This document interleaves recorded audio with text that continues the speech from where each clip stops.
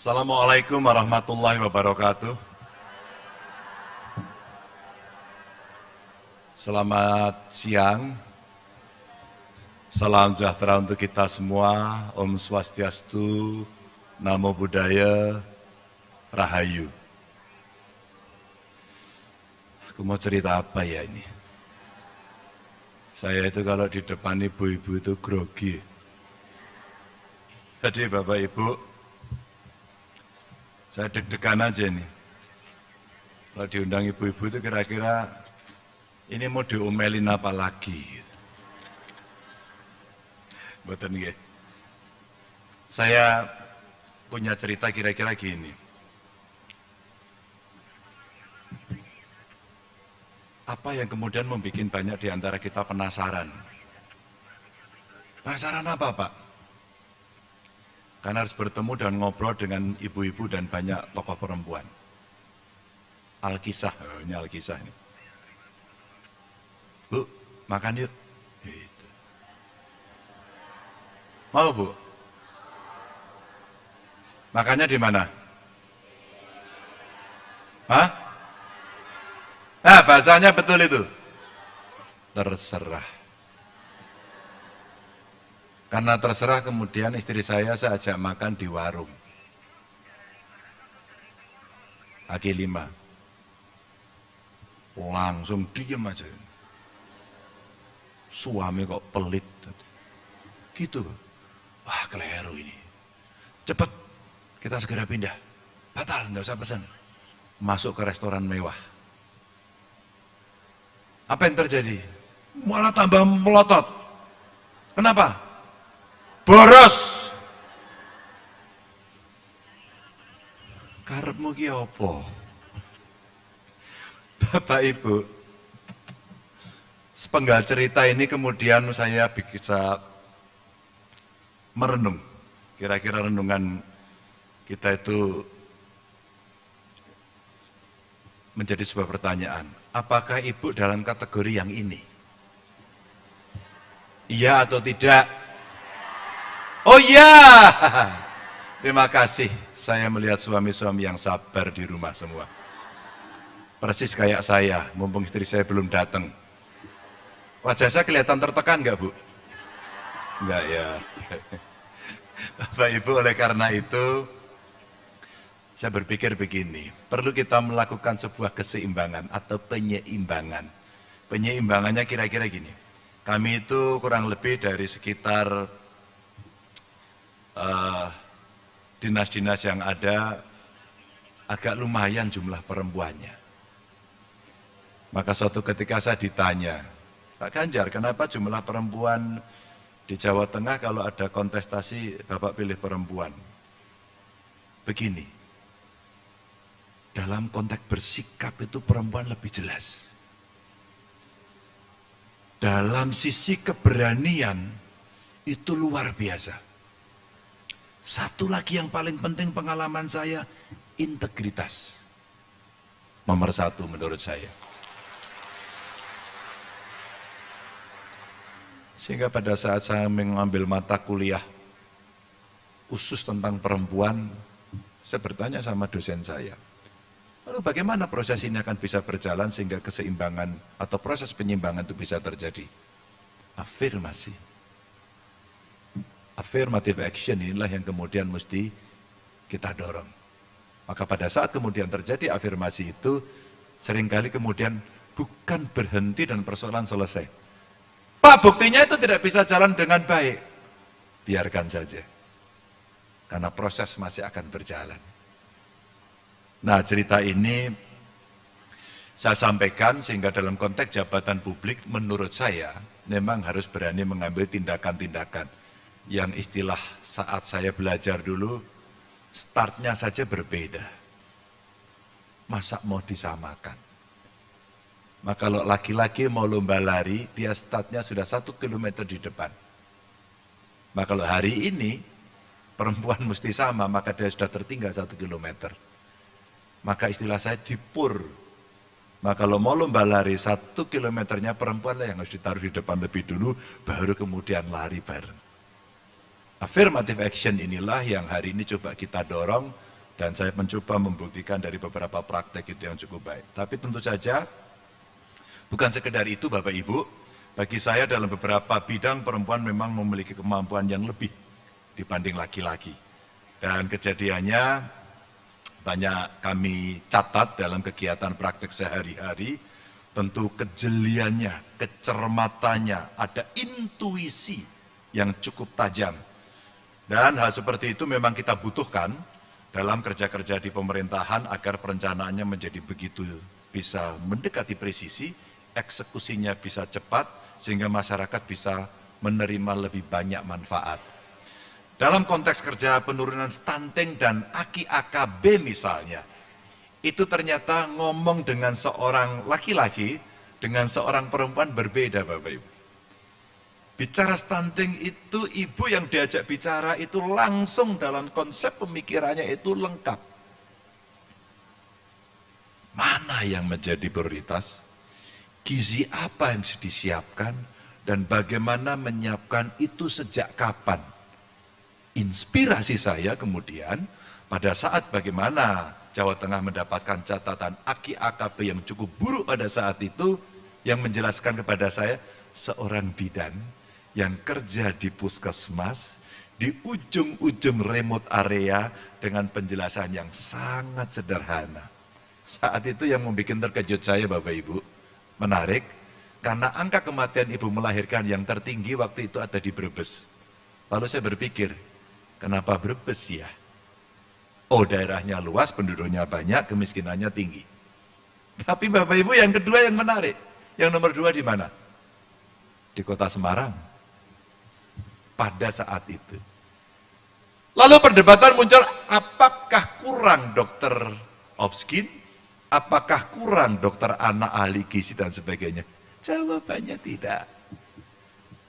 Pak Ganjar, ini soal kecepatan informasi dan bagaimana kita memanage kasus. Wow. Ibu-ibu kemudian tahu, karena yang bisa hamil adalah ibu-ibu. Maka beliau tahu kapan kemudian mereka akan melahirkan. Bagaimana rasa kandungan itu. Bagaimana menjaga asupan yang ada. Simple banget. 20% kurang lebih rata-rata dari kasus kandungan yang ada di Indonesia. Rata-rata itu kasusnya ada di 20% angkanya. Kalau dari 20% itu ada intensitas pencatatan, maka kita akan bisa mengetahui pada saat itu siapa sebenarnya kandungan-kandungan yang risti, dengan risiko tinggi. Maka itu ditandain Bapak Ibu. Dan setelah ditandain, dia proyeksikan kapan dia akan lahir dan di mana, lalu siapa yang menghandle. Wow.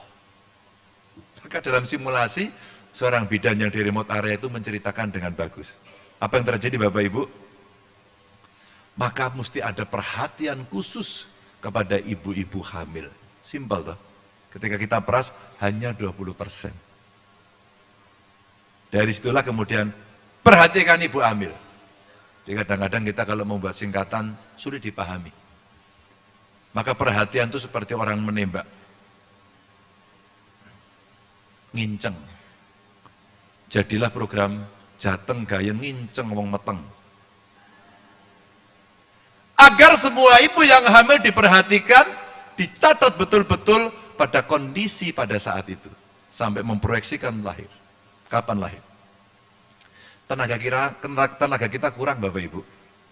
Maka kampuslah yang kita ajak. Maka sekolah yang kita ajak. Sehingga muncul program berikutnya, derivatnya adalah one student, one client. Lalu si student ini ngapain? Dia mendampingi ibu hamil.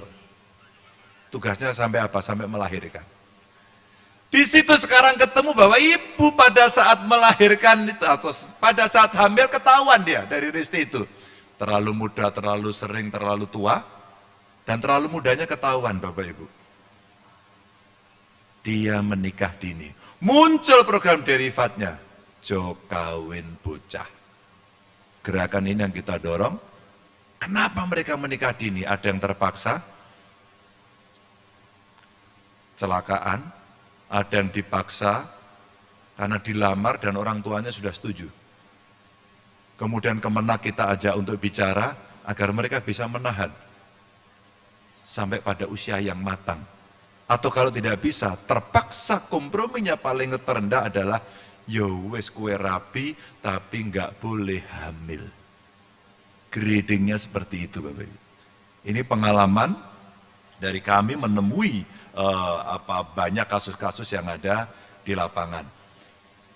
Sama juga ketika kita akan menceritakan bagaimana kita menangani stunting. Itu hanya ibu yang tahu. Ketelatenannya. Refleks itulah yang kemudian membawa setiap saya keliling ke tempat-tempat lain, begitu melihat ibu hamil, pertanyaan saya pasti beruntun.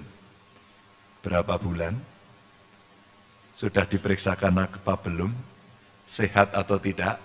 Siapa yang nganter? Atau dia berangkat sendiri? Ini untuk mengukur suaminya siaga apa enggak itu. Asupan gizinya seperti apa? Kandungannya sehat atau tidak? Jika jawabannya iya Bapak Ibu, secara random sudah selesai. Insya Allah ini akan lahir sehat. Enggak terlalu sulit. Begitu dia bicara, anu Pak, ini anak ketujuh. Nah, kita langsung bicara KB. Kita undang keluarganya, kita undang suaminya, dan sebagainya, agar kita kemudian bisa menjadi tahu persoalan apa. Bapak Ibu, dan ternyata sebenarnya besarnya peran perempuan di Republik ini sudah berjalan sangat lama, bahkan jauh sebelum Indonesia merdeka. Kalau nggak percaya, tanya istri saya, ini baru datang. Sugeng rawuh Bu. Ya. Silakan. Sebelum Indonesia merdeka pun gerakan-gerakan perempuan sudah ada dan saya tidak akan mengulang, pasti Ibu sangat paham. Ya, waktu Kongres Perempuan yang di Jogja itu kita tidak bisa mengesampingkan Ibu Kartini, Cut Nyadin, Rasuna Said, Dewi Sartika, Marta, Kristina Tiahahu. Ada yang dari Aceh di sini? Dari Aceh. Di sini ada siapa? Enggak. Ada tokoh perempuan Aceh yang dibuang oleh Belanda di Blora. Ada dari Blora? Siapa coba tokohnya?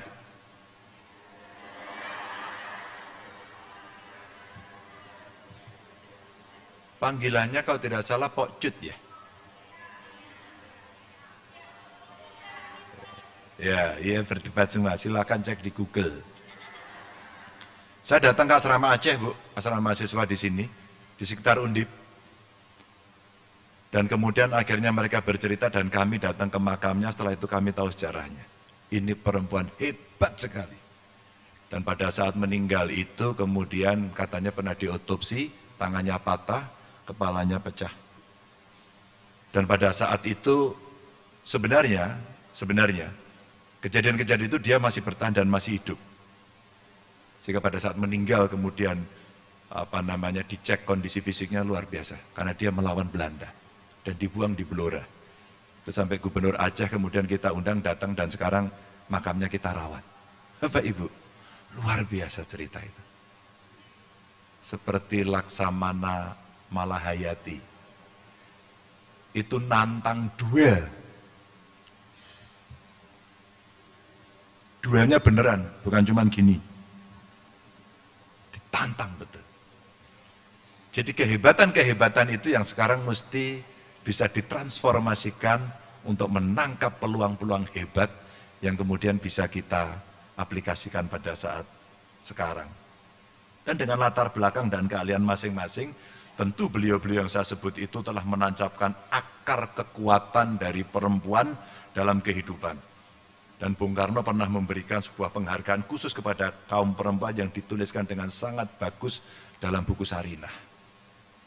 Jarang kan? Dari situ juga banyak sekali memperoleh bekal pengalaman, cerita, bagaimana perempuan meningkatkan derajatnya. Dan bagaimana kita memposisikan perempuan dalam kehidupan sehari-hari. Karena beliau percaya, manusia itu sebenarnya sama dalam prinsipnya, dalam derajat-derajat itu. Apa sih yang tidak bisa menyamakan antara laki-laki dan perempuan? Yang sifatnya kodrat. Menstruasi hanya dimiliki oleh perempuan. Hamil hanya dimiliki oleh perempuan. Payudara dimiliki oleh perempuan. Ini kodrat Bapak Ibu. Tapi cuci piring dimiliki oleh semuanya. Menjadi kepala daerah dimiliki oleh semuanya. Menjadi anggota DPR, oh apalagi, dimiliki oleh semua. Bapak Ibu, keseimbangan-keseimbangan dan derajat inilah yang kemudian mesti diberikan kesempatan yang makin banyak. Cerita yang konkret. Maka Bapak Ibu, dalam setiap perkara-perkara kehidupan yang muncul, saya diajari kawan-kawan saya dari dinas-dinas, setiap kali kami merencanakan musrenbang, selalu coba kita ajak dari kelompok masyarakat yang orang bilang, wah ini termarginalkan, ini tidak diikutkan, mereka kita ajak terlibat. Dan itu ada 3 kelompok. Yang pertama adalah kelompok perempuan, yang kedua adalah penyandang disabilitas, dan yang ketiga adalah anak-anak. Yang seringkali ketika itu dimasukkan dalam program mereka terlupakan. Mereka terabaikan. Sehingga penyandang disabilitas seringkali protes. Apakah dari gedung ini saya bisa turun dengan nyaman? Tidak ada. Rumah dinas saya harus saya perbaiki. Apakah kemudian kelompok perempuan bisa mendapatkan sesuatu yang sebenarnya menjadi haknya dia, yang membuat dia setara? Dan saya pernah ceritakan waktu itu di Surabaya ketemu ibu-ibu, apa yang saya ceritakan, seorang perempuan di Demak memperjuangkan dirinya di dalam KTP hanya 1 kata, statusnya sebagai nelayan. Dan berkali-kali gagal karena pemerintahnya tidak peka. Pak, saya itu nelayan, Pak, saya melaut, Pak. Kenapa di KTP saya tidak boleh? Saya hanya dianggap sebagai istri nelayan. Padahal saya nelayan. Bapak Ibu, proses itu begitu panjangnya. Desa, kecamatan, kabupaten, nggak ada orang peduli. Akhirnya didampingi oleh teman-teman aktivis datang kepada saya, Mas Ganjar, dia hanya butuh itu, kenapa sulit, tak telepon, tulis besok pagi. 1 kata, nelayan. Ibu, Bapak, konsekuensi apa yang terjadi? Dulu dia tidak bisa akses perbankan, sekarang bisa. Dulu tidak punya akses pelatihan, sekarang dia bisa. Dulu tidak dapat akses bantuan, sekarang dia bisa. Dan kawan itu sekarang menjadi aktivis yang luar biasa, menggerakkan ibu-ibu. Wow. 1 kata ya. Maka dalam politik perempuan kita menjadi, saya setidaknya, menjadi belajar dan akhirnya paham. Tapi proses itu tidak mudah, sangat tidak mudah. Maka saya sangat senang sekali ketika beberapa waktu lalu Ibu Wagub memimpin waktu itu, terima kasih Bu Wagub, memimpin kegiatan pertemuan ulama-ulama perempuan dunia yang saat itu juga ngumpul di Jawa Tengah dan membahas isu-isu strategis keperempuanan. Artinya apa Bapak Ibu? Spirit perjuangan perempuan Indonesia ini memiliki kesinambungan energi dengan perempuan-perempuan dunia dengan basic apapun, mau profesi, mau agama, mau komunitas, apapun, termasuk basic agama. Dan tentu untuk menghadirkan banyak manfaat, kongres saja sebenarnya bukanlah event yang cukup. Kongres juga mesti diimbangi dengan aksi. Dan agar seperti yang saya sampaikan tadi, bisa terjadi kesinambungan demi mewujudkan kemakmuran, ya selain kesetaraan, ada pergerakan perempuan yang harus diberikan stimulan untuk mewujudkan kemakmuran secara bersama-sama, termasuk event pada hari ini. Dan saya menyampaikan terima kasih Bapak Ibu berkenan hadir, mudah-mudahan idenya kemudian menjadi muncul dan brilian, bisa memperbaiki situasi yang lebih baik. Tentu ibu-ibu juga lebih senang jika sebuah pergerakan ini bisa menghasilkan uang toh, kekuatan ekonomi toh. Setuju enggak? Bu? Setuju Bu? COVID kemarin menunjukkan kepada kita bagaimana ketangguhan seorang perempuan. Bagaimana kreatifnya seorang perempuan. Baru saja saya upload di IG saya beberapa hari yang lalu, karena seorang penjual atau pedagang menyampaikan, Pak Ganjar, matanya berbinar-binar, ekspresinya bagus. Saya terima kasih Pak, saya cuma mau salaman. Sampeyan ki ngopo to Bu? Salamin obat gimana gitu. Pak, saya kemarin ikut program pelatihannya Pak. Saya ikut jualan di marketplace Pak. Bapak tahu nggak hasilnya sekarang? Saya beli rumah sendiri cash. Wow. Saya hanya coba ikut merasakan saja kegembiraan ekspresinya karena sebuah tahapan perjuangan yang beliau lalui dan dia percaya diri bahwa saya bisa melakukan itu. Dan ini bukan 1, 2 Bapak Ibu. Disitulah pada saat pandemi kemarin yang mereka jualan di pinggir jalan diusir Satpol PP. Satpol PP-nya disuruh gubernur. Mereka kemudian marah-marah dan mereka kita geser untuk masuk dalam dunia digital dan beberapa di antaranya luar biasa berhasil. Entrepreneurnya kemudian keluar, kemudian coba kita berikan dorongan kepada mereka agar bisa menginspirasi, dan orang-orang ibu-ibu semacam ini sekarang kita tenteng kemana-mana untuk dia bicara sendiri. Kalau arahan gubernur, ya gubernur cerita, paling gitu-gitu aja. Tapi kalau mereka yang bercerita sendiri dari pengalaman yang dia dapatkan, ini akan menginspirasi semuanya. Bapak Ibu, ceritanya mungkin sederhana, tapi inspirasinya yang mesti kita tularkan sehingga semangat itu akan menjadi makin dahsyat. Maka Bapak Ibu, di dalam dunia digital inilah kemudian kolaborasi menjadi begitu penting. Bahkan dalam konteks ekonomi, affirmative action itu juga mesti kita dorong. Kalau saya mendampingi ibu-ibu atau perempuan-perempuan yang muda-muda, dia ingin mengembangkan dirinya, maka dalam konteks dunia usaha sudah ketahuan. Satu, biasanya dia akan punya problem mau produksi apa dan dia paham apa enggak atas produk yang dia buat, product knowledge. Yang kedua, setelah itu setelah dia membuat, biasanya dia tidak bisa menjual karena enggak punya modal, maka akses modal. Maka kita punya program di Bank Jateng itu khusus untuk ibu-ibu bakul. Pinjemnya enggak banyak Bu, 1-2 juta harian dan dia bisa putar terus-menerus.